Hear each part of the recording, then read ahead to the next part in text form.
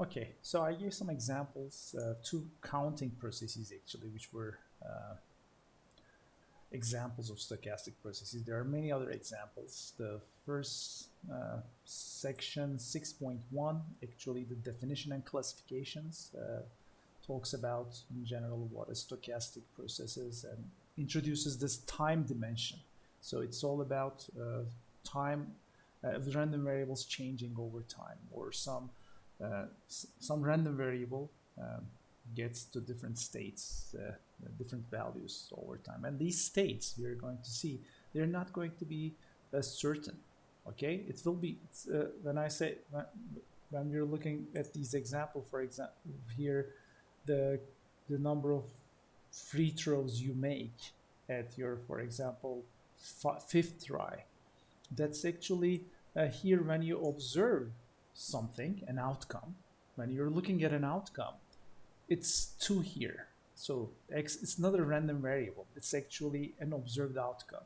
But when you talk about this, what is the value of baskets made in 5 tries?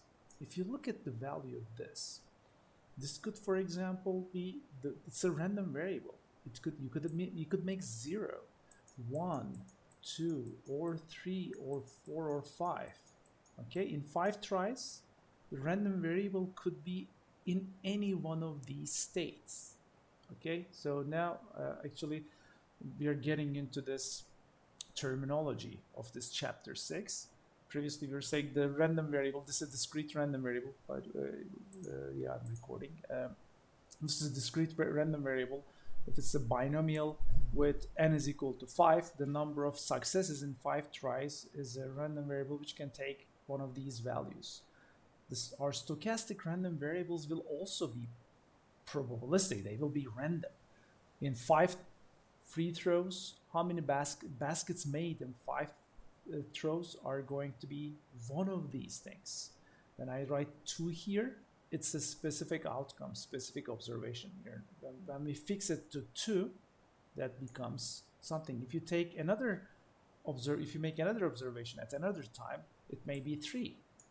It may be actually with the random variable state at time step 5. Time step 5 means that here you did 5 tries. What will be the state of x when you make 7 tries? Okay, so there is a time axis. The x variable is going to change. For example, in 7 tries, the random variable could also have 2 different new states, 6 and 7 may come into picture. But the value of x at a given time point, it's a probability mass function. It's a because it's a random variable, it could be any of these. For example, we would say that the probability to have, if the probability to make a single throw is, for example, 0.2, if you're a 20% free throw shooter, maybe this is a random variable for Shaq.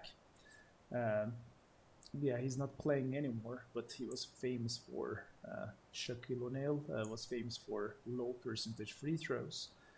So if P is 0.2 in 5 free throws, what is at the value of X is going to be, for example, 0.2 to the power. So 0.2 was the success rate. 0.8 to the power 5 will be the probability that X is going to have that value. Okay, so we know we can get the PMF, and the probability mass function is going to tell us what is the probability to make 1 free throw in 5 tries, 2 free throws in 5 tries. So it will be, as you can see, the random variable itself in 5 tries. This is a random variable. So if you fix time point, we get our traditional the random variables that we discuss all the time at the beginning of the semester. Okay, if you fix time. But here in this chapter, we are going to see what will happen if you move in this time axis when everything is dynamic. Oh, by the way, I don't have the chat box, so if you had any questions, I missed that, but luckily no questions yet. Oh yeah. Yeah, exactly. So when it was, I missed this nice comment. So maybe 20% free shooter, maybe Shaq, because yeah, he was free throwing. It's the ball was free throwing itself to get away from Shaq. So that may be because of that. You're right. A nice comment. Yeah. So he was also this. There was a commercial where he was like the Terminator, like with red eye. That was a really old classical commercial. I think one of those Super Bowl commercials. Well, because it improved Shaq when with the Terminator eye, the red eye, he gets to increase his free throw percentage.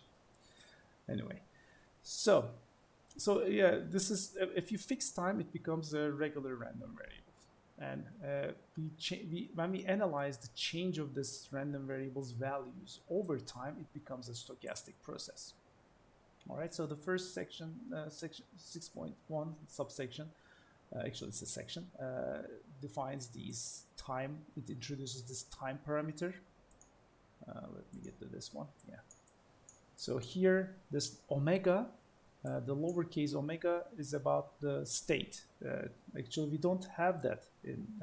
This was implicit in our random variables. This random variable x having a specific value of omega, which is coming from.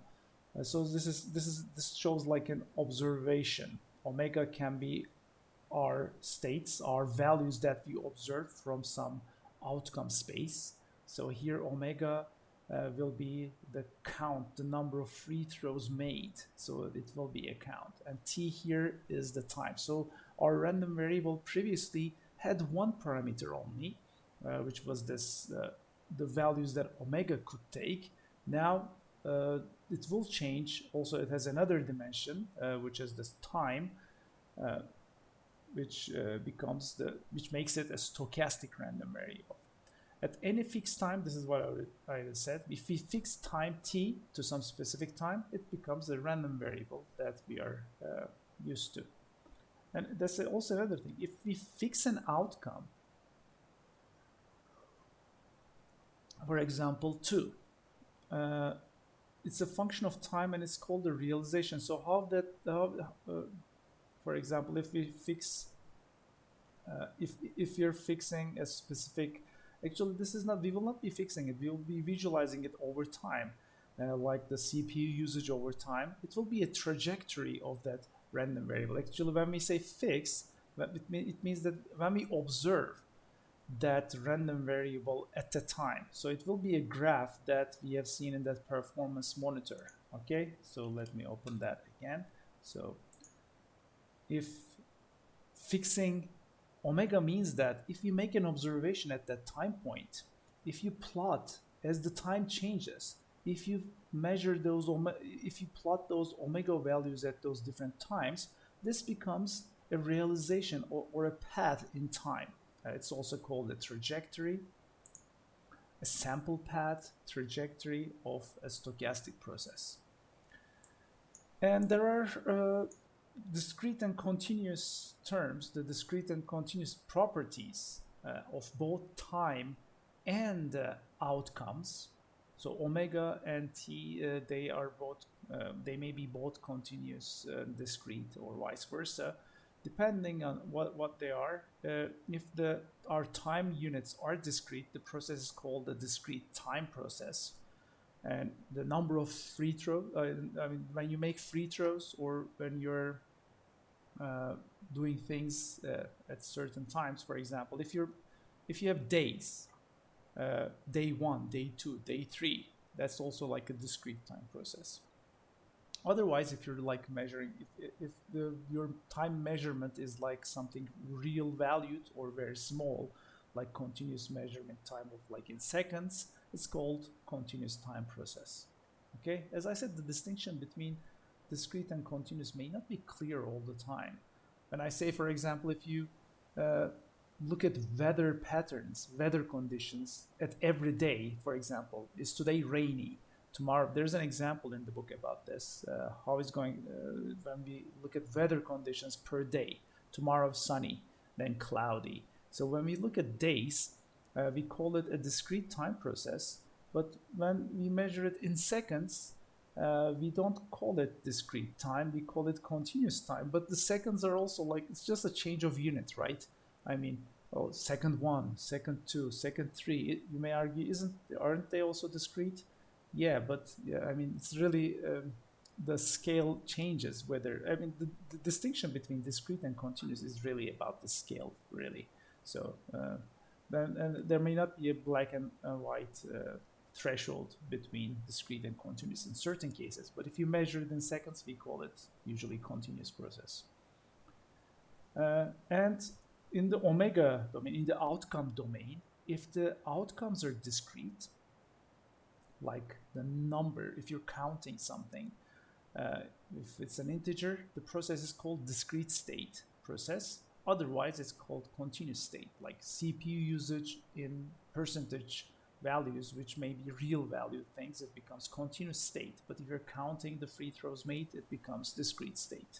So that's the distinction between those. And we're, as I said, we're going to focus on discrete time, discrete state processes. And we're going to talk about how they change over time. They're steady state probability mass functions.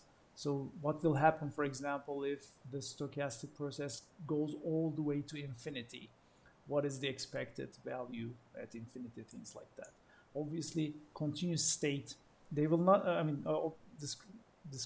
they will be discrete state, but obviously counting processes, when they don't converge, or they are not going to converge into a stable PMF as time goes to infinity.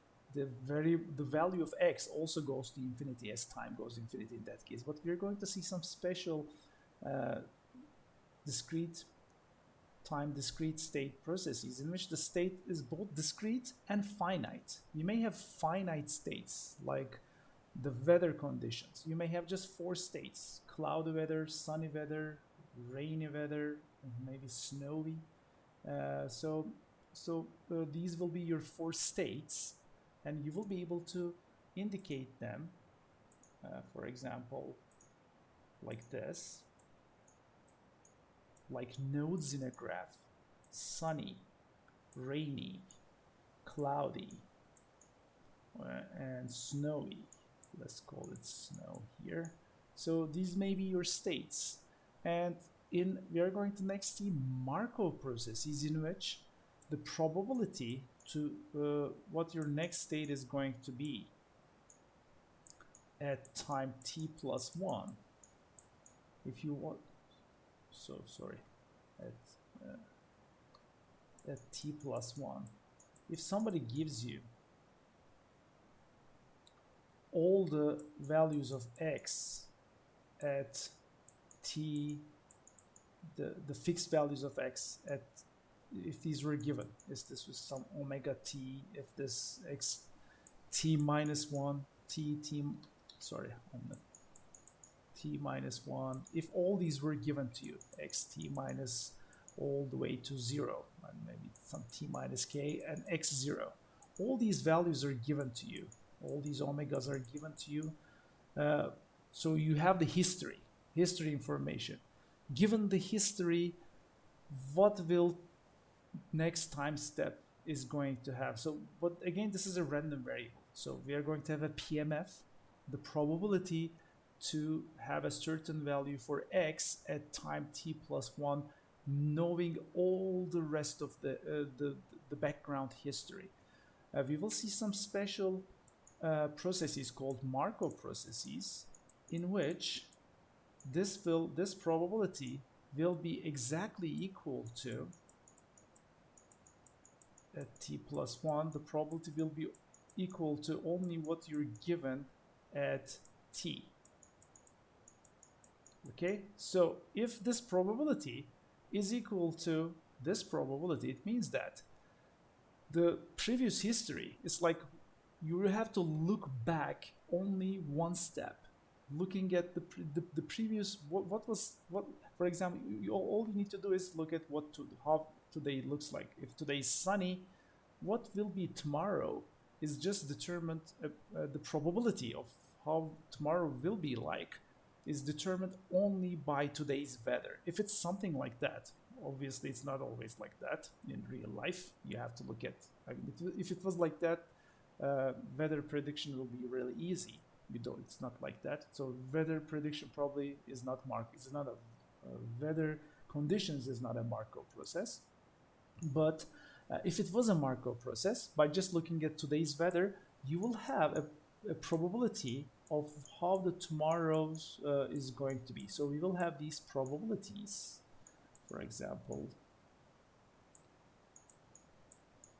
which we are going to say transition probabilities, which will tell you the probability that, for example, tomorrow, so the probability what the weather will be like given today is sunny. So this is t plus 1.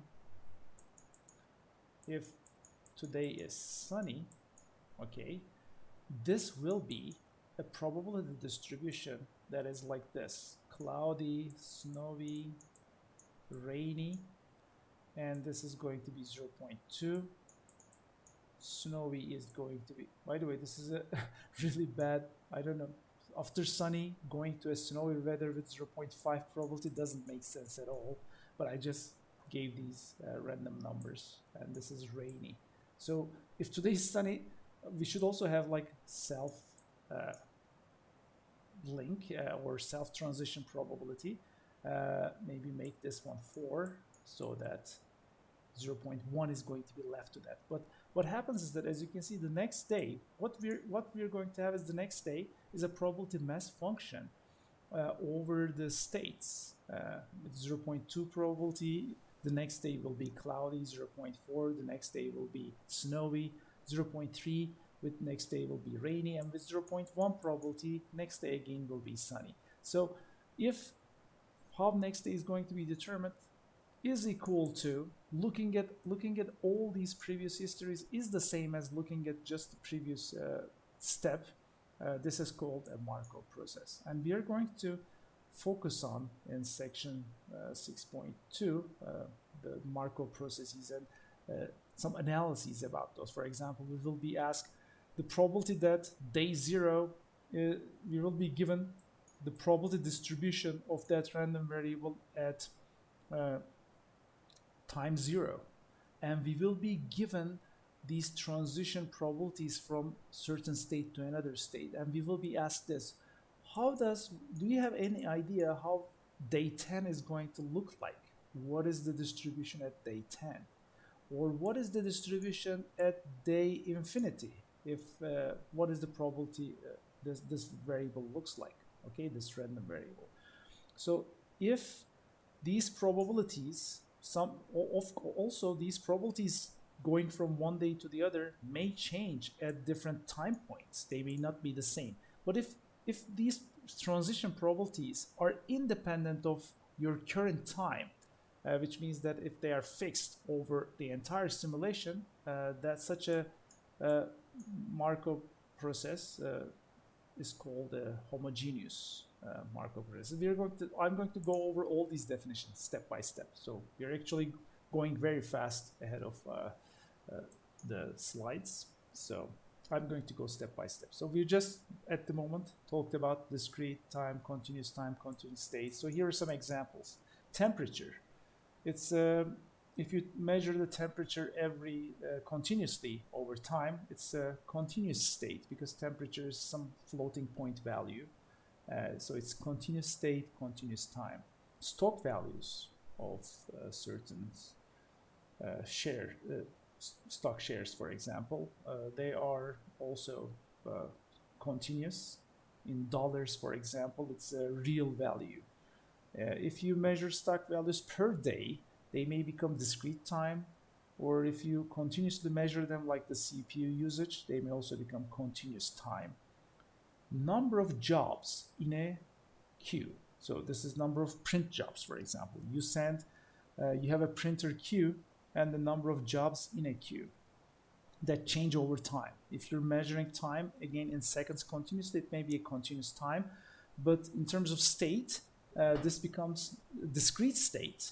stochastic process because your random variable is discrete. It's the count of things, number of internet connections at a given time. So these two are discrete state, and these are continuous state processes. And depending on how your time measurements, whether you provide things daily, per day, average temperature per day, for example, if you provide that, it becomes discrete time as well. But if you're measuring them continuously, they become continuous time. Football score, two random variables, the score, the goals scored by two teams, X and Y, for example. X, Y may be of your two variables, so it's maybe a multivariate stochastic process. You may be measuring the values of X, and it becomes a counting process. As the time goes, as the minutes pass in a game, the scores are increasing with certain probabilities. So this is called a counting process. We are going to see Poisson process and binomial process in section 6.3. Both of them are counting processes. This one is continuous time. This one is discrete time. So it was the examples that I gave you. The free throws made is a counting process, which is binomial process. What was the other example that I gave on Poisson? What were we counting here? The number of fish caught. Okay, when you're in time, when you're measuring time in seconds, and the number of fish that you catch, or number of that accidents that happen, number of buses that arrive. If you measure the time continuously, it becomes a Poisson process. There is another stochastic process that we're not going to talk about, like Brownian motion. If you have a particle that moves in 3D space or 2D space randomly, with some random direction, makes certain moves, that's called Brownian motion. And it's stochastic too. So there are nice Brownian motion examples, that videos that you may watch on YouTube. And now we come to, so these were our examples. Now we come to the definition of a Markov process. And this was the thing that I tried to write here. Where is it? You see here, this one, which doesn't look very well, but this is the equation. Exactly. Stock value, it can be discrete. If, for example, the number of shares, stock values are, if they're measured, at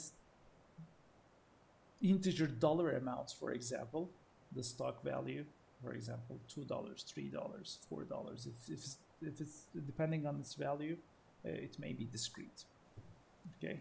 As I said, the distinction between discrete and continuous is really, if some value can be real valued, we call it continuous. But also in time, even if it's not real valued, if you're measuring seconds, it's always integers, seconds, but we call it still continuous because the second passes, it's like continuous time for us as humans. This is really, as I said, maybe stock value can also be discrete depending on how you measure that. So yeah, this was the equation that I wrote here. So let's try to understand what it tells us. A stochastic process, any stochastic process X with this time variable, is a Markov process if for any, so look at the time. So we have some time values starting at the first time 1, time 2, time 3, time n.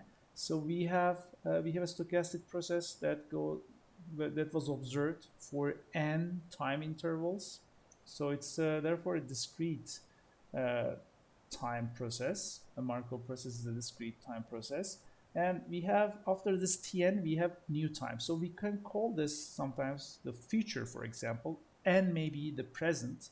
Okay, if we call this n the present time, and all the times that have come before Tn are the past.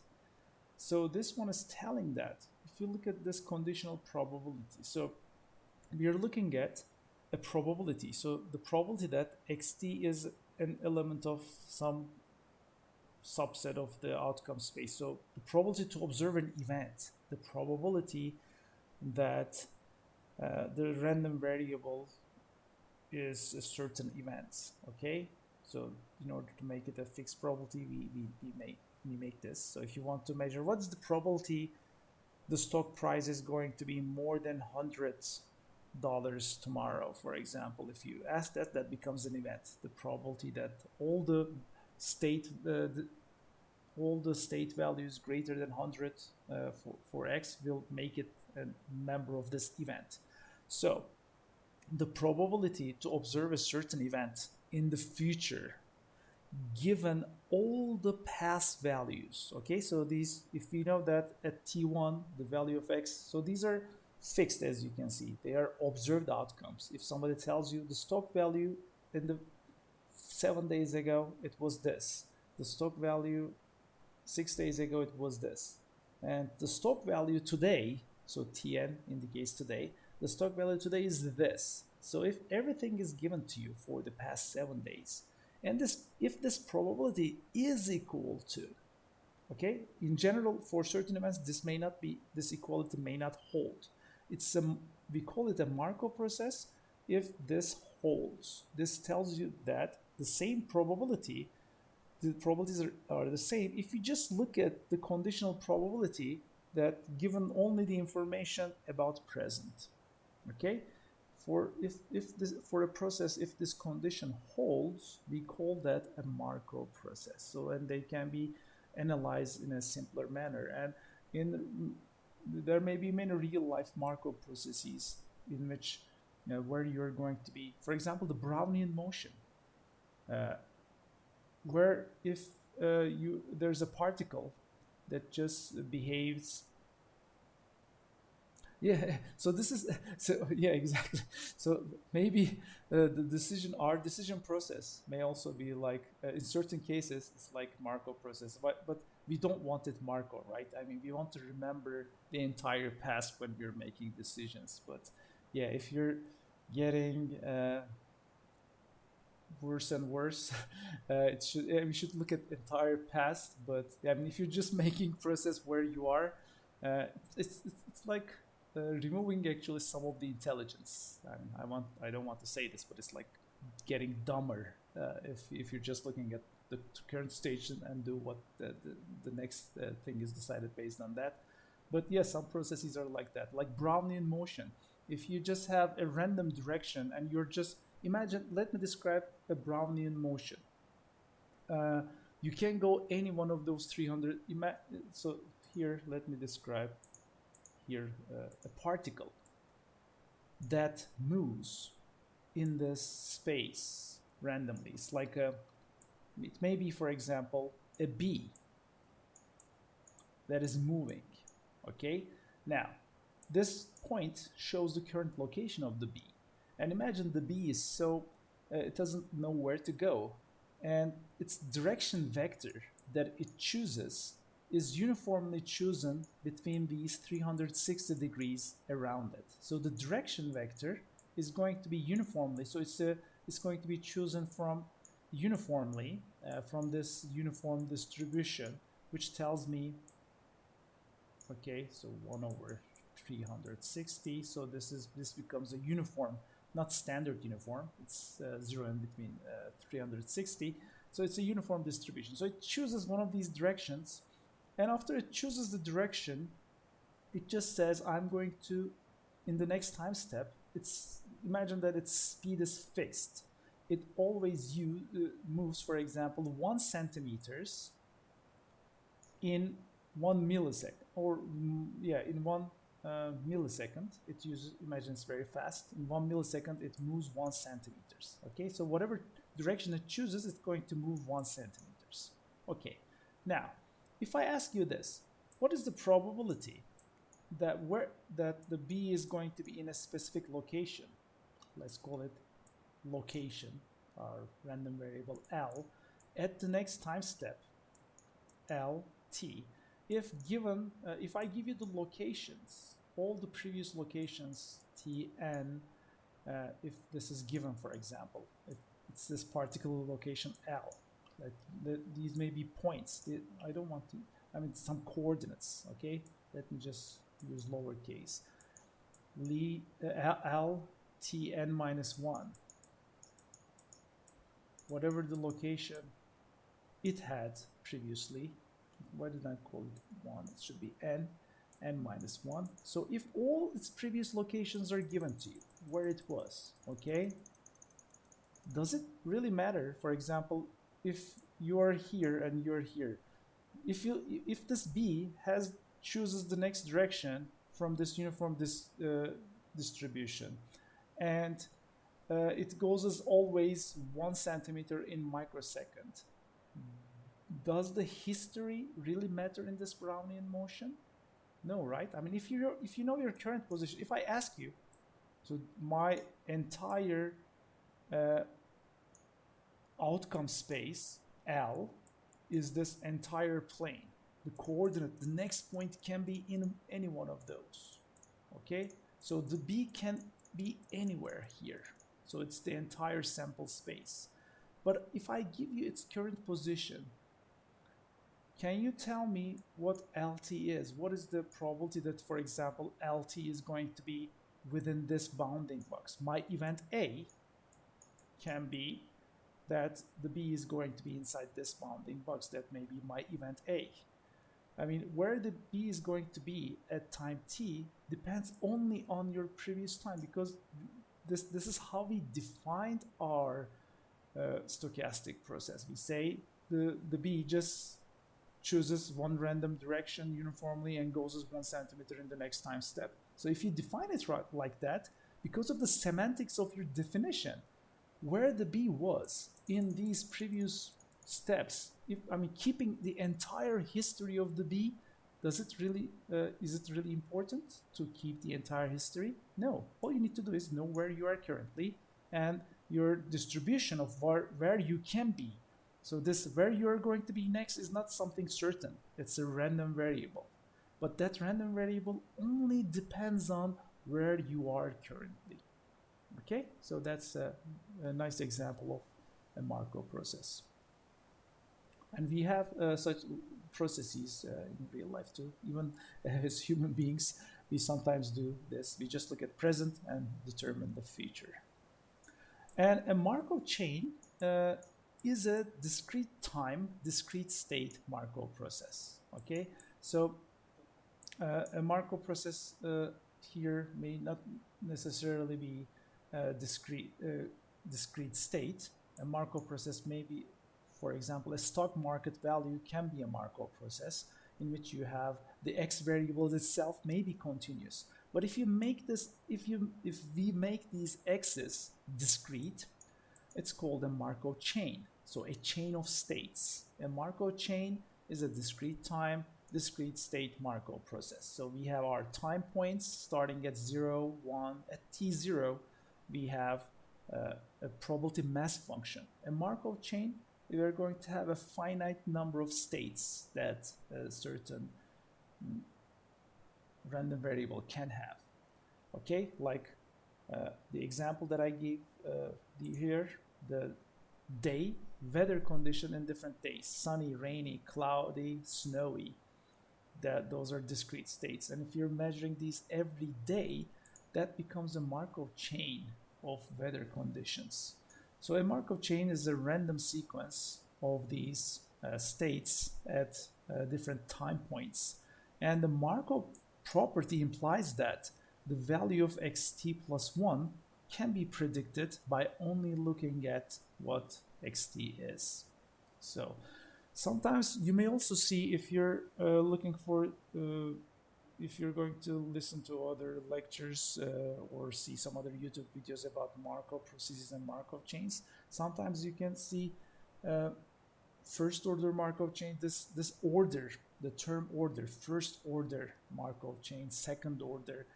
By default, the Markov process is always first order. It means that you just need to look at one previous time point. There may be Markov processes in which this equation is a little bit relaxed, which means that, not relaxed, but we look at certain time points, certain number of time points into the past. For example, in order to determine where you're going to be at, by looking at 2 previous time points, not the only immediate previous one, it may be called a second order Markov chain, which we're not going to cover these in class, but just to give you a heads up, if you see this first order, second order, this additional term somewhere else, it means that how many time units you have to go back in the past. So you're, by default, if it's not specified, a Markov chain just looks at the previous time step, just as in this Brownian motion that we have described here. Okay. Now, when we talk about a Markov chain like this, we will now describe new terminologies. The transition probability. The transition probability refers to go from one state to the other between two consecutive time steps. Okay, so it's defined like this. With this, so we are going to have new terms. There's lowercase p subscripted by two ij's. I and j are going to be some steps. Oh, by the way, let me look at your comment, Furkan. The prediction accuracy is going to decrease as we try to predict. Yeah, as for example, the prediction accuracy is going to decrease as you go more in time. But when you say when we're trying to predict xt plus 2 from xt plus 1, if it's a Markov process, xt plus 1 should have to be something that is observed. If you haven't observed xt plus 1 yet, then xt plus 1 will be a variable. You're right, a random variable. And so therefore if you're predicting xt plus 2 from some random variable, it's going to be different than this, because here in this case, I is known. We know that xt is observed, given that we are at I. When you're trying to predict what will happen at xt plus 2, if xt plus 1 is not, by the way, this could be, this is some fixed j, but given you're currently at I, at t plus 1, you can be here, you can be here, you can be here or here. So it's a random variable. So trying to predict a second time step ahead will be a probability distribution, and you may think that the accuracy is going to decrease. But we're not going to talk about accuracies, but we're going to think about in terms of probabilities. They will always be probability distribution. So in terms of accuracy, there will be nothing that's going to decrease. It's just that the probabilities are going to change. Okay, if you know if this transition probability is fixed over time, if you assume that from any t to any t1 plus 1, the probability to go from state I to state j is fixed. If it doesn't depend on time, this will be called a homogeneous Markov chain. If you have something like that, we will be able to actually accurately, not predict, but accurately we will be predicting a probability distribution, probability mass function, and that probability mass function will be analytically exactly correct. We are not going to be doing something predictive in finding the probability mass function at time step 10. That probability mass function at time step 10, it will be mathematically exact equality. So if you think about it like that, there is no accuracy that is decreasing.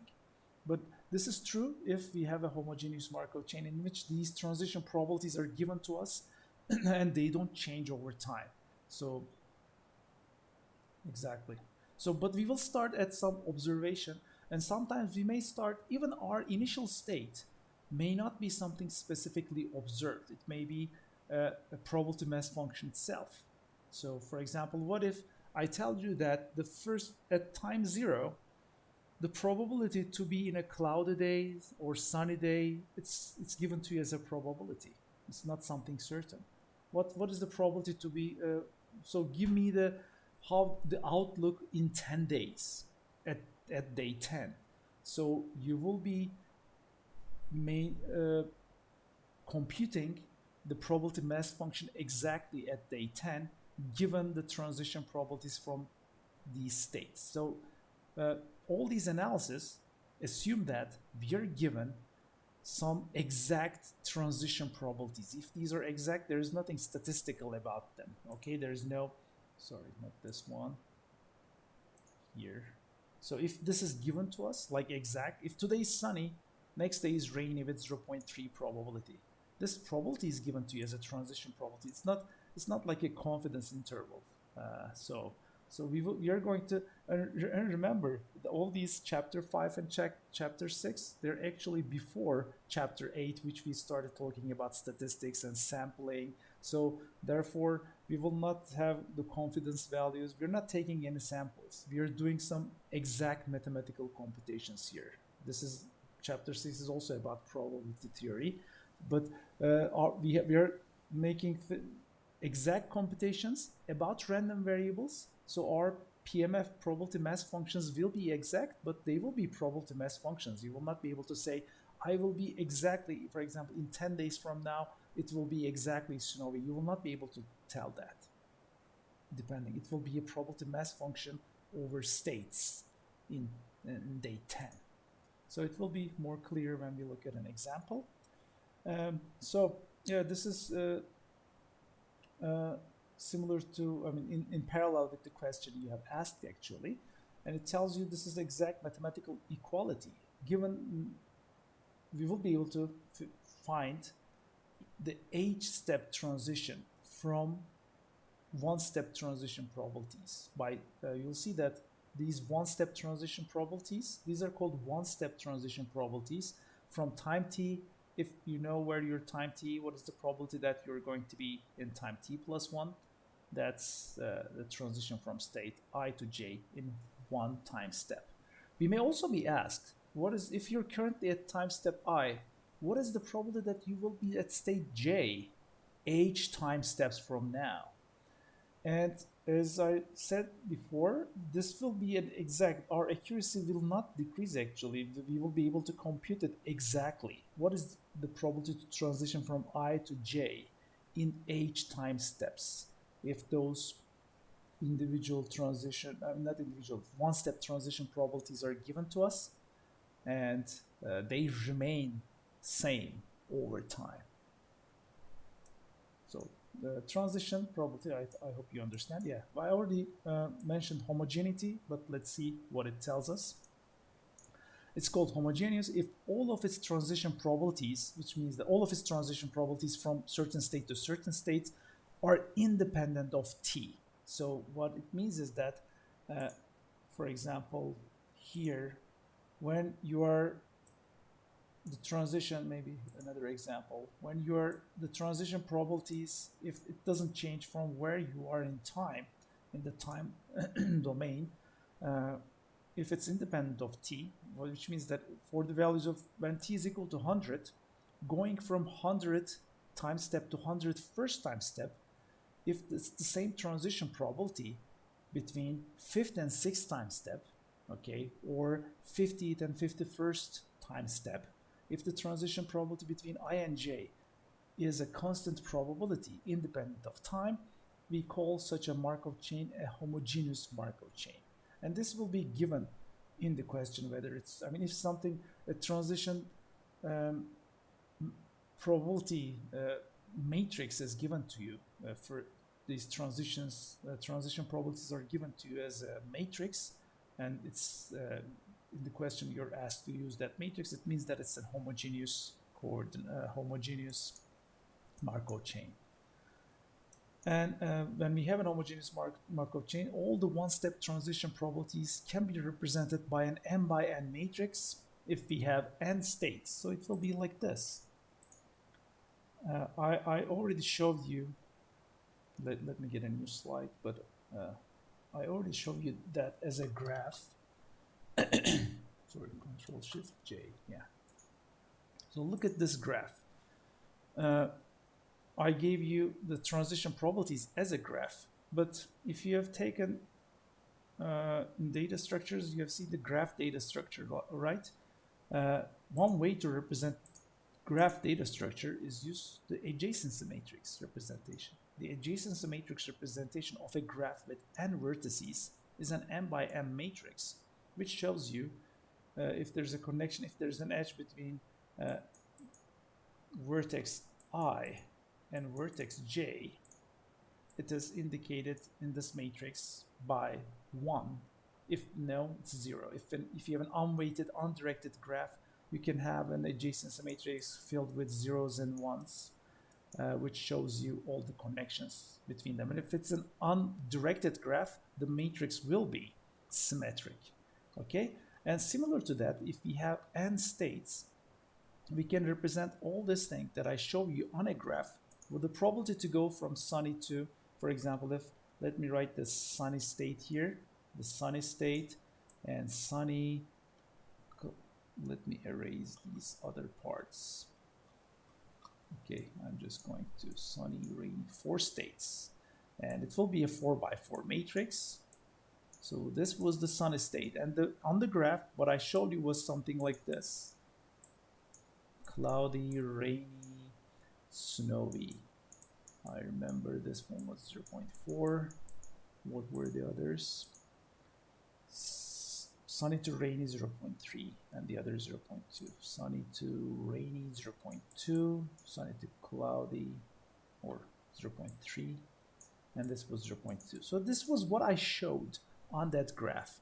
If I gave the other transition, and since this is a transition probability, it's a probability mass function.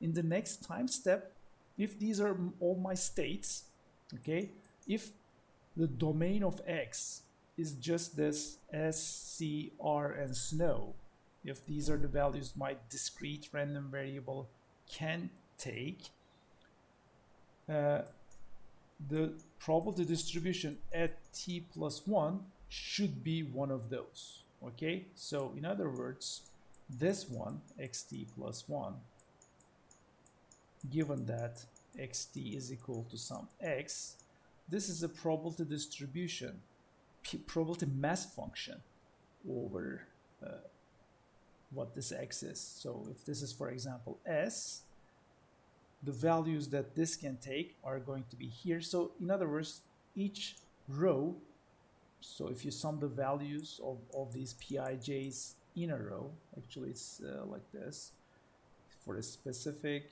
I, for all j, and for a specific I, this one, the summation is 1.0. So it's a probability mass function. Our transition probabilities are also probability mass functions themselves. So this was what I showed on the graph. And if I give you all the transition probabilities between everything, for example, this could be 0.05, this could be 0. So there's no 2 cloudy days, one after another. Maybe we may have 0 probabilities here, 0.7, maybe after cloudy we have rainy day, and maybe this is 0.25. Okay, so if you fill in this entire matrix, this becomes your probability, this becomes your transition, one-step transition probability matrix. Okay, so we can fill it all. Let me just give some arbitrary values here, 0.4, 0.2, 3, 2, 3. I just filled them with arbitrary values. So a one-step transition probability matrix may look like this. Now, if I give you, for example, today is rainy. If I give today is rainy, when I ask you what is the day going to be like tomorrow, what is the probability that xt plus 1 is rainy or cloudy or snowy? So this xt plus 1 becomes a random variable over this set of states, and it will be its probability mass function. Probability mass function of this thing, I put an arrow here, is going to be like something like this: sunny, cloudy, rainy, snowy. So if today, given today is rainy, so it's going to be 0.3, and then 0.2, and then 0.1, and then 0.4.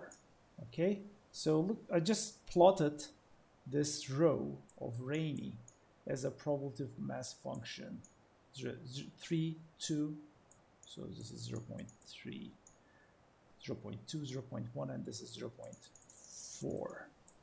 Okay, so it's this here becomes this probability. And if you're interested in a certain event, for example, what is the probability that xt plus 1 is going to be sunny? And that's this transition probability, which tells you 0.3. Now, what if I ask, I'm going to stop here. If today is rainy, what is the probability mass function at t plus 5? Can you figure out in 5 days from now how it's going to look like? What is the probability mass function? And we will be able to generate a similar probability mass function to this by considering all the possibilities. So the possibilities, so tomorrow maybe the second day may be sunny, or the second day may be, so it will be like this. It will be rainy. So thinking about 5 days, cloudy, sunny, sunny. So this is day 1, 2, 3,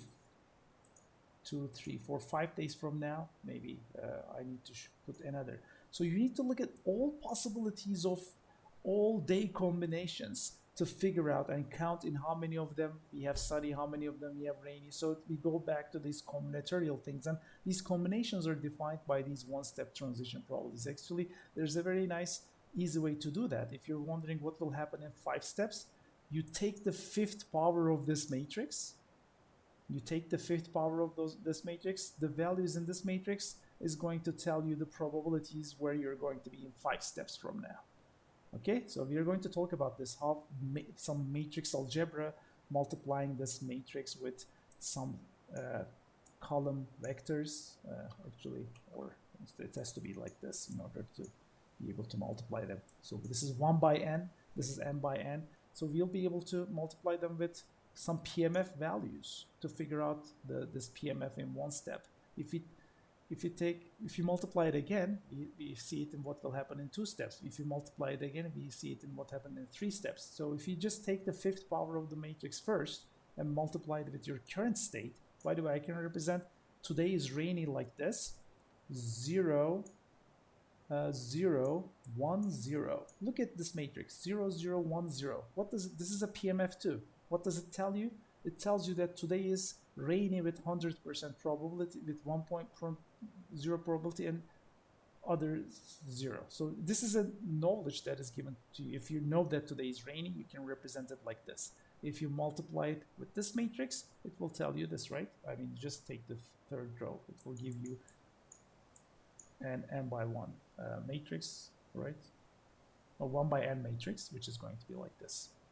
Okay, so we will talk about these. We are going to continue talking about these on Tuesday. Yeah, have a nice weekend, everyone. And watch the auto class announcements for assignment. And don't forget to turn in your quiz today, which will be about linear regression, very similar to the example we solved, one of the exercises we solved in the linear regression. The quiz today is going to be open at 6 p.m. Don't forget to do that, and have a nice weekend. See you all on Tuesday. I will stop recording now.